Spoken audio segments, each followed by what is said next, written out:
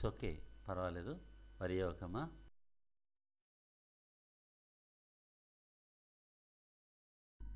అయితే దెయ్యాన్ని చూశానంటావు? చూశాను. నువ్వు చూడలేదు.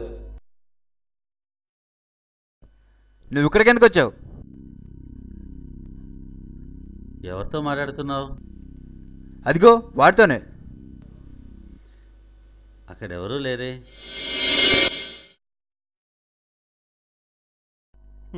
నేను ఇక్కడ ఉన్నాను.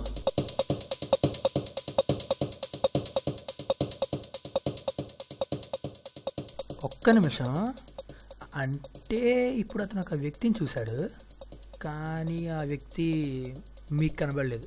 ఐ మీన్ ఇంకెవరికి కనబడలేదు. అంటే అతని ప్రాబ్లం ఏంటి? అతను నిజంగానే దెయ్యాన్ని చూశాడా? దీనికి కారణం అప్రయత్నంగా అతని మనసు విపరీతంగా ఆలోచించటం, ఒకే విషయం మీద అతని మనసు పూర్తిగా కాన్సన్ట్రేట్ అయిపోవడం. దెయ్యాలు లేవు అన్న ఆలోచన వచ్చిన ప్రతిసారి ఉన్నాయన్న ఆలోచన కూడా వస్తూ ఉండేది. దెయ్యాలు లేవు అన్నప్పుడు వచ్చిన అప్రిసియేషను, రికగ్నిషను కారణంగా ఉన్నాయన్న ఆలోచన మనసులో సప్రెస్ చేయబడింది. రీసెర్చ్ పూర్తయిన తర్వాత మైండ్ రిలాక్స్ అయింది. ఈ సపరేషన్ అన్నది ఫ్రీ అయిపోయింది. ఉన్నాయి అన్న ఆలోచన మనసులోకి రావడంతో పాటు లేవు అన్న ఆలోచన గ్రాడ్యువల్గా సప్రెస్ చేయబడింది. ఉన్నాయని అన్నప్పుడు హేళన చేయడం, ఇన్సల్ట్ చేయడం కారణంగా మనసు బాధ కలిగి, పంతము పట్టుదల పెరిగి, మానసిక ఒత్తిడి విపరీతంగా పెరిగిపోయింది.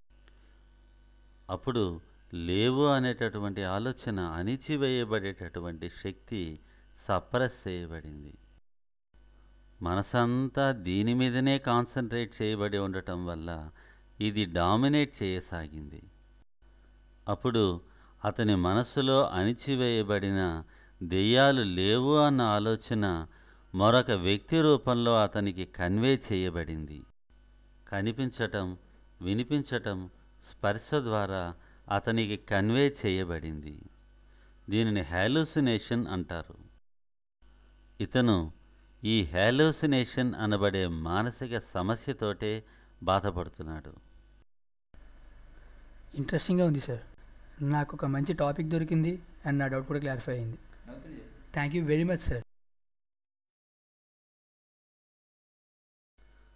దెయ్యాలు ఉన్నాయి, లేవు అని ఆలోచించుకుంటూ సమయాన్ని వృధా చేయటం, మూఢనమ్మకాలను కొట్టి పారేయటం సరైనది కాదు.